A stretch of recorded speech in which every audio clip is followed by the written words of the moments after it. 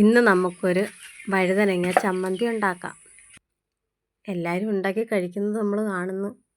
പക്ഷേ നമ്മൾ ഇതുവരെ ഉണ്ടാക്കിയിട്ടില്ല, കഴിച്ചിട്ടുമില്ല.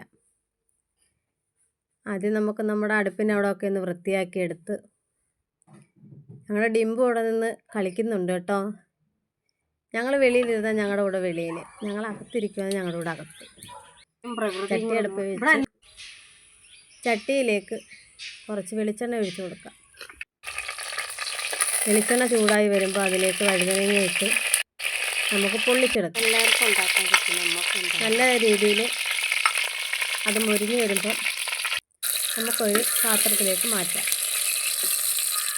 എന്നിട്ട് അതിലേക്ക് നമുക്ക് ഒരു തക്കാളി ഇട്ട് കൊടുക്കാം.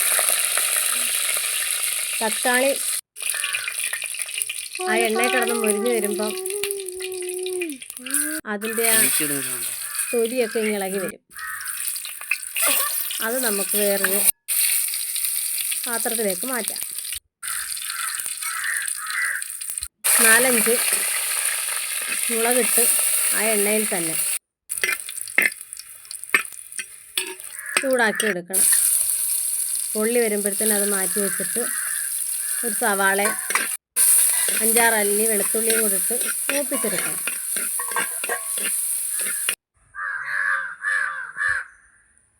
ഞങ്ങളുടെ പ്രകൃതി സുന്ദരമായ സ്ഥലമാണ് കേട്ടോ.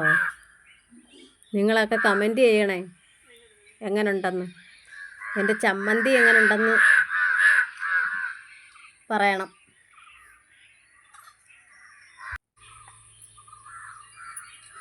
അത് നമുക്ക് തൊലി കളഞ്ഞ് ആ വറുത്ത ചട്ടിയിലേക്ക് തന്നെ നമുക്ക് തക്കാളിയും വഴുതനങ്ങയുടെ തൊലിയൊക്കെ കളഞ്ഞ്, തക്കാളിയുടെ തൊലി കളഞ്ഞ് അതിലേക്ക് തന്നെ ഇട്ട് മുളകും നമുക്ക് തണ്ടിറുത്ത് അതിനകത്തോട്ടിടണം.